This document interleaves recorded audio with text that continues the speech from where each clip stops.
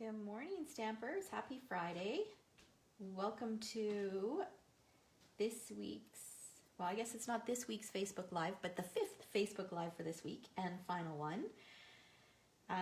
My name is Sherry Ruff, and I'm a Stampin' Up! Demonstrator from Alberta, Canada. And sorry, I'm just updating my iPad here so I can see your comments. Okay, there we go. All right. So all week long, I have been sharing projects featuring some of the products that are retiring from the mini catalog. Yesterday, I created this little ornament, and I also shared this one here. So pretty. So I drew a lucky winner for this one this morning, and Karen Wilmont is the winner. So Karen, I will pop this in the mail for you. But today we're going to create, we're going to talk about gift packaging and tags. So especially if you make your gifts, it's nice to present them in a beautiful way. But even if you don't make them, sometimes the simplest gift can really turn into a wow if you have some beautiful packaging. So for example, I found these little hot cocoa coffee cups. They came in a set of, I think, 6. I found them at Bed Bath & Beyond. Good morning, Kim. Good morning, Lorraine, and the second Kim, and Alice, and Mary Liz. Good morning, good morning. And these are so cute, but they have different flavors of hot cocoa inside. So they're the cutest little gift. So these are quite a bit smaller than our coffee cups. So what I did was I went through my packaging drawer to see what kind of packaging that I had so that I can make them pretty. So I found these bags. Now these bags are retired. However, we do have some that are similar. I think they're just a little bit shorter in the mini catalog that are retiring. I think they're called the mosaic cello bags, something along those lines. And they've got a pretty mosaic pattern on them. So I just tucked it into that bag. I used some retiring ribbon. So this is the one that goes with the plaid DSP in the holiday catalog. And then I created a fun little tag. So I used the Trimming the Town DSP. I kind of tore some edges to make it look like snow. I fussy cut some of the houses. And then the Oh What Yum is from the Itty Bitty Christmas Greeting from the annual catalog. Good morning, Joy. Good morning, Amy. So you can see how taking just that simple gift and putting it in some pretty packaging, adding a little handmade tag, can really make it feel just a bit more special. All right, now what we are going to do is we are going to create a gift box for this particular little ornament. So I want to gift this to somebody, and I don't want to just give it to them just like this. So I want to create some pretty packaging. So I thought a gift box would be perfect. So I'm going to share some little tips on creating or customizing your gift box for what you need. Okay, obviously we're limited to something that will fit a 12 by 12 piece of paper. Okay, so I'm going to share a box at the end that I created using 12 by 12, so that'll give you an idea of kind of what the largest size that you can do is. Okay, all right, so I have got 2 pieces of paper, one piece of shaded spruce cardstock that measures 7 inches by 7 inches, and then a piece of 6 by 6 DSP. Now this DSP is retiring. It is from, what is this package called? It is from the 'Tis the Season 6 by 6 Designer Series paper. So this is from the holiday catalog. This is one of the retiring products that I'm featuring today. I'm actually not featuring a ton of retiring products. There are a couple. But you can use any products that you have on hand for this as well. And this is a great way to use up some of that pattern paper that we just love to hoard, right? Okay, so 6 by 6 piece of patterned paper, and then a 7 by 7 inch piece of cardstock, coordinating cardstock. Okay, and what we are going to do is we're going to start, this is going to be the base. Actually, let's start with the lid. Okay. So the lid, what I'm going to do is I am going to score it at 1 inch on all 4 sides. I'll rotate it, score it again at 1 inch. So we'll create this box and then I'll share some tips on how you can create a box for a specific gift.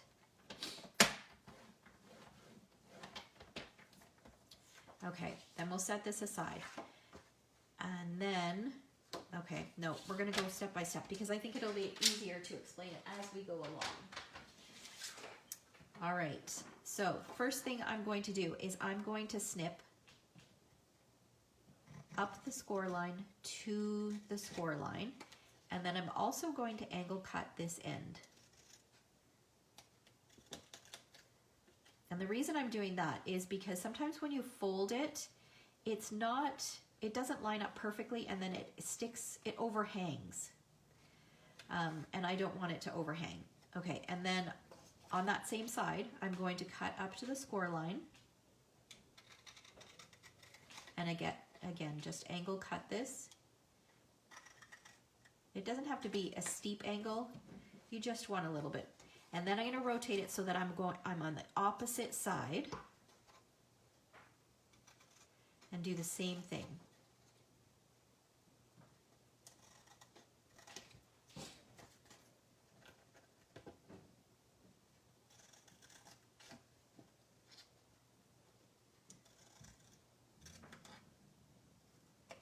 Okay. So now we're going to fold along the score lines.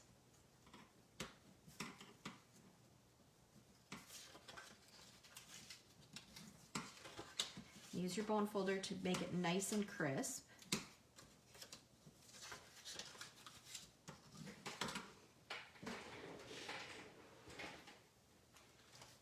And then we're going to use a stronger adhesive, and I'm going to use Seal Plus. You can also use tear and tape. That works quite well. You do want something that's a stronger adhesive. You can use multi-purpose glue, but I find that you need to hold it just a little bit, and I don't have time for that or the patience for it either. And so I'm going to use quite a bit of adhesive. Like, this is a really strong adhesive. If you have the old fast fuse, that would work as well. But I'm doing 2 strips on each one of these little squares, just to ensure that it holds together. And then you're just going to fold this in.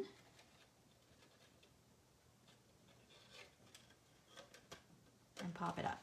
Okay, can you see here? I'm not sure how well you guys can see that, but this side extends just ever so slightly past this side. So if I hadn't angle cut that little bit that I folded underneath would be sticking up above. So by angle cutting that edge, that outside edge, that helps prevent it from sticking out. Because even if you're using the same measurement on all 4 sides, I find that it's very hard to get it absolutely perfect. Okay, so there's our box lid. Okay, so now here's a trick. Okay, so I'm gonna measure the inside here. So the inside measures 4 inches by 4 inches. So to get my base, I worked a bit backwards. So I knew I wanted to use a 6x6 patterned paper. So I used 6x6, I measured 1 inch all the way around. So now this gives me a 4-inch inside piece, 4-inch square.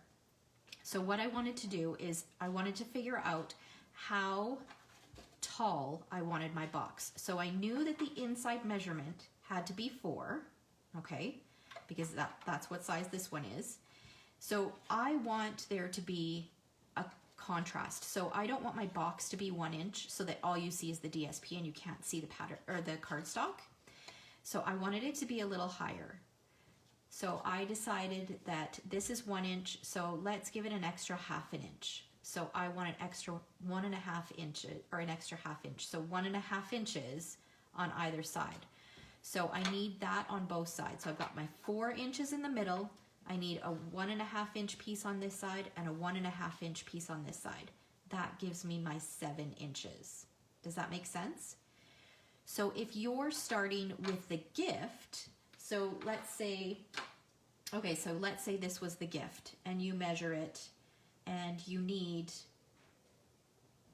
okay, so you need, well, I mean, this is hard, but let's say you had a 5 by 5 inch gift that you had to wrap.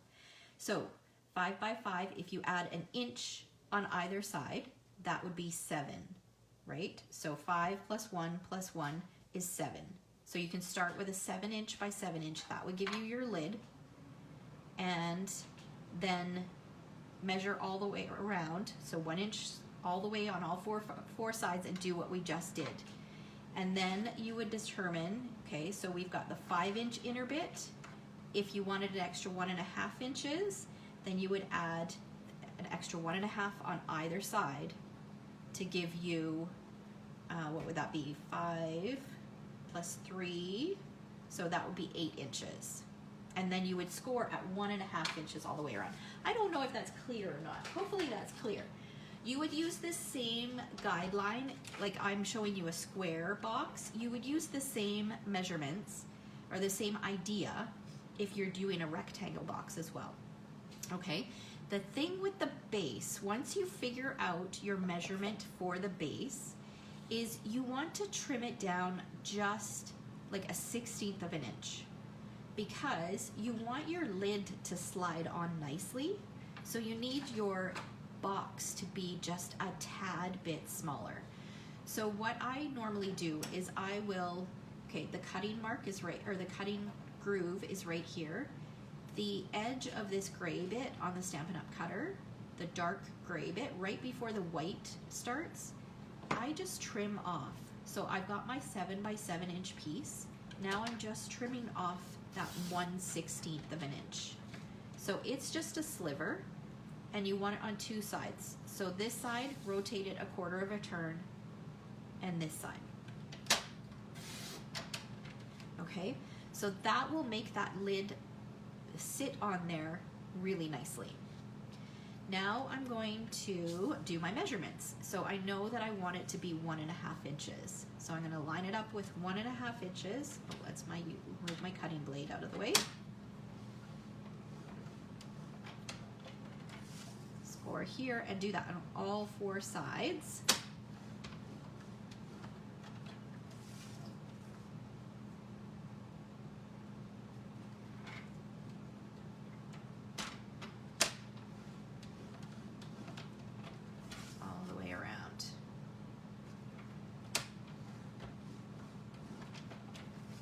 Okay, and then we're just going to repeat the steps that we did on the bottom of the box. So I do find using longer bladed scissors really helpful for this. So I'm going to choose a side and cut up to the score line, and then I'm going to do my angle cut on the outside.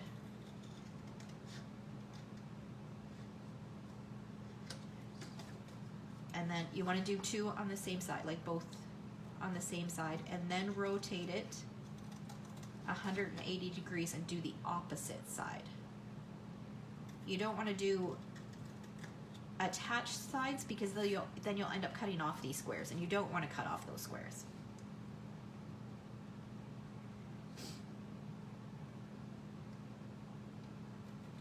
You're welcome, Kim. I know sometimes the math gets you.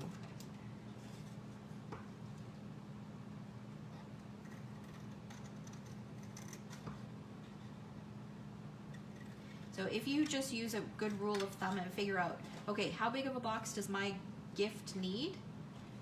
And then as long as it's not too tall, then you can just add 1 inch or 2 inches, I guess, for a 1 inch lip around the edge. Like I said, as long as it's not too tall, and a 1.5 inch lip for the base. So you'd add 2 inches to the lid, and you'd add 3 inches to the base, because you need to repeat those twice, right? Because you need it on both sides. So that's a good rule of thumb. That it makes a bit of a difference if this, like let's say this was higher, so you needed a deeper box, then you need to take that into consideration. Okay. All right, so what I'm putting in these boxes is really small, so I don't need a very deep box. So again, I'm just going to use my Seal Plus and put 2 strips of adhesive on each one of these little flaps, and then fold it in.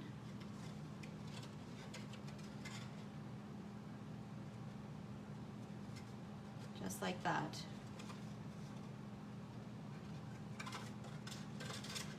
So boxes are really, really easy to create.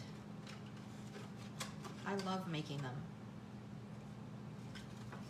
Okay, and now let's bring on our lid, and it fits nicely because it's not exactly the same size.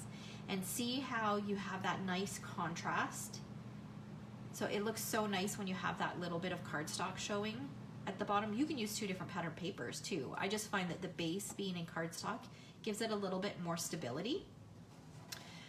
Okay, so we're gonna open this up, and inside this, I'm going to add just a little bit of paper shred.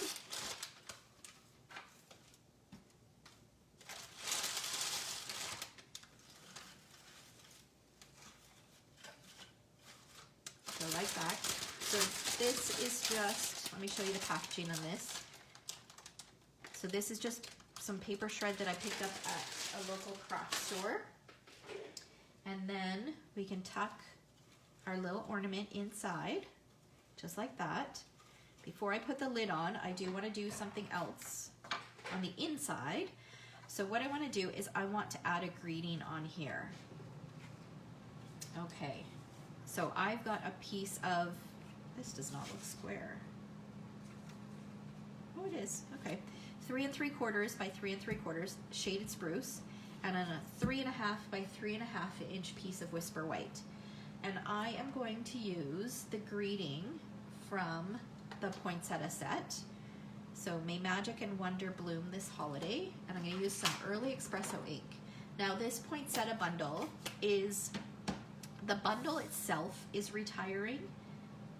So you can get it now at 10% off our normal bundle pricing. But it is carrying over to the, I think it was the annual catalog. It's on one of the carryover lists. I think it's carrying over to the annual catalog. So you will still be able to purchase it. You just won't be able to get it at the bundle pricing. Okay, so I'm going to stamp that right in the middle. So this is where I could write my to and my from, is on the inside, or you can just leave it plain as well. I'll use this. You don't necessarily need to use Seal Plus for this, but this is what I have right here, so.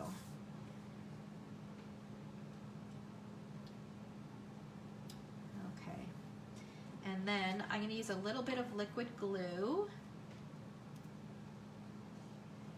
And the liquid glue will just allow me to kind of slide this around so that it's centered. You can actually put this on before you assemble your box too. So see, I can slide it around to make sure that it's centered. There we go. So now we've got a nice little greeting on the inside, so that when we open the box,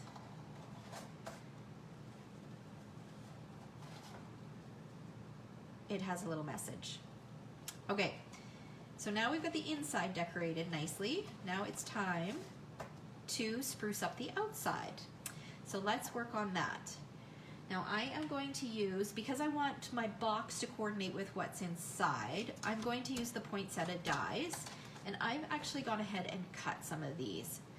So I cut one of each of the Poinsettia layers, using the detail on the inside. Like, look at the detail that it gives. I love it. So using the detail on the inside, I've also cut, so that's from Real Red, and then I've cut 3 of the leaves, 1 large and 2 small, from Shaded Spruce. And I'm going to curl up the petals because I can give this box as much dimension as I want,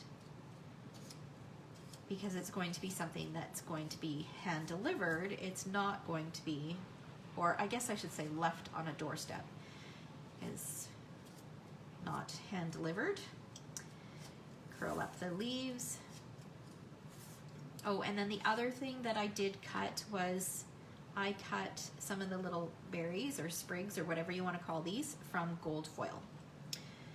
Okay, so now let's assemble. I'm going to use some multi-purpose glue because it's quick and easy. Just offset these. I love these poinsettias. I'm not a huge poinsettia fan, but these ones I can't seem to get enough of. Just so pretty.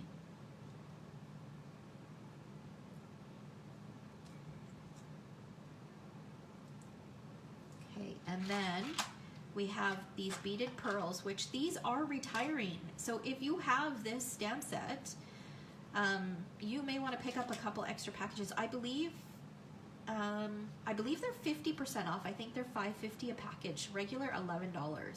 So you might want to snag a couple packages of these so that you can use them again next year when you pull out your poinsettia set. The other thing that I should let you guys know, it was just announced yesterday that our Whisper White products, so our Whisper White cardstock, our Whisper White envelopes, our Whisper White note cards and envelopes, they're all being discontinued. Our supplier for Whisper White cardstock, which is different than all of the other cardstock, so you don't have to worry about any other color, but they ended up shutting down their business because of COVID. And so they're no longer in business. Like, they didn't just shut down temporarily, they shut down permanently. So Stampin' Up! Has had to search for another supplier, and they did find another supplier. We are going to carry something called Basic White at some point. They aren't 100% sure when the product's going to be available. So they put a limit on those items, and I'll post in the description above which items are affected so that you guys know. There is a limit of 2 of each of them, but if you guys want to pick up a couple packages so that it will hold you over until we can get that, until we get that Basic White cardstock, then that's probably a good idea. So hopefully it won't be too long so that we don't have to go without. Okay, so I'm just layering these two, one big one and one small one together. And I'll let that set for a minute. This guy's going to go on using dimensionals.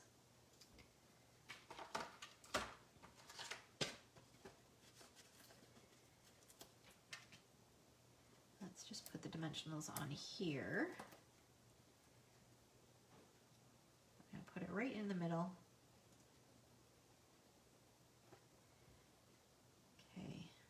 And then I'm going to tuck that in there. I know I use white a lot too. I panicked a little when I saw that, but I do have quite a stock of it, and I can't imagine that it will be long before we get the replacement in. So I'm going to order a couple extra packages just to be sure, just to tide me over. No, Very Vanilla isn't affected. I know, it's sad for the supplier. It's sad to hear, and you know what, I'm sure we're going to be hearing more and more businesses closing because of this. It's just taken a toll on so many people in so many different ways. Very Vanilla, Amy, has not been affected, just the Whisper White. Alright, so I'm going to tuck this under here. That, and we'll do the same with this one. Put this one coming out this way. Isn't that beautiful? Okay, so now we just need a little greeting on here. So I've got a scrap piece of Whisper White, and I'm going to pull out the greeting that says "Warm wishes from our home to yours." That is from the same Poinsettia Petals stamp set. I'm going to use my Early Espresso ink again.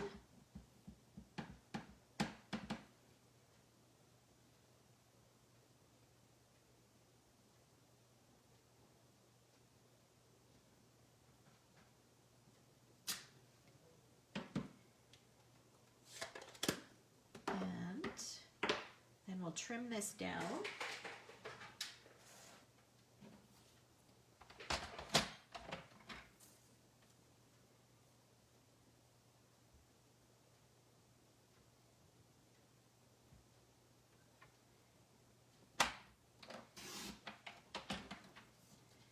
Okay. So now I've got my greeting for the outside. Trim this down just a little bit and flag the end.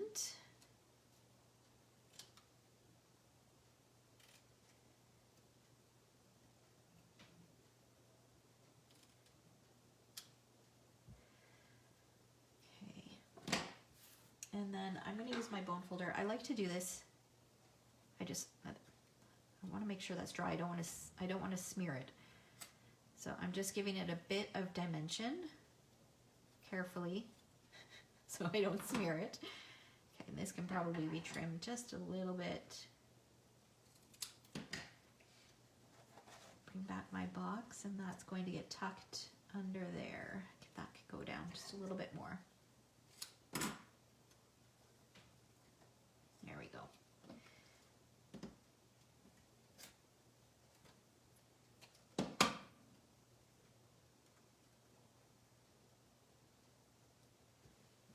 And there we've got a pretty little box with a coordinating ornament inside. Wouldn't you just love to get this?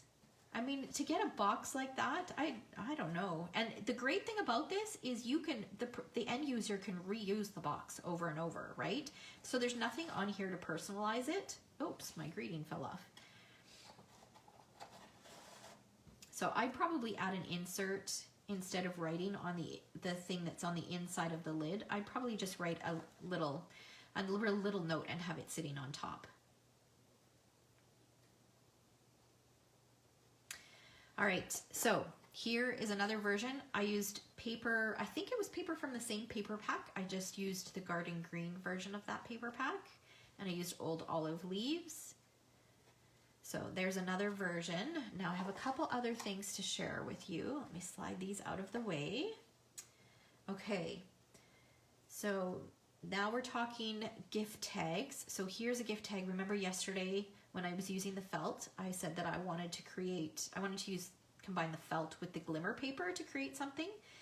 So I created this gift tag where I used the snowflake dies to cut the felt and then also to cut the glimmer paper. This is from Wrapped in Christmas, I think it's called. That greeting is from there. So this is a cute little tag, but you can also use it on a gift as well. So here I use the snowflake DSP. I haven't attached it yet because I think I might wrap some ribbon around it. This box, let's have a look at these just so you can see the difference. So this was the very first one that I did, and this one, obviously you can't see the blue peeking out. So that's the difference. I think it looks it just looks sharper when you see the contrast with the patterned paper and the cardstock underneath. I mean, this still looks good, but I prefer this look. So that's a little tip for you. I don't remember, because I was just playing around. I had a scrap of the patterned paper. I don't remember what size I used. I can measure it if you guys want the measurements for this one. It's a little bit smaller. I think it might be a 3x3. No, 3.5 by 3.5 inch opening. Yeah, it does look much more professional when you have that contrast of the cardstock like that. Even if I had done the box base a little bit deeper, so I had a little bit of that contrast in there, it would have looked much better. Okay, and then that's the matching tag that's going to go on top.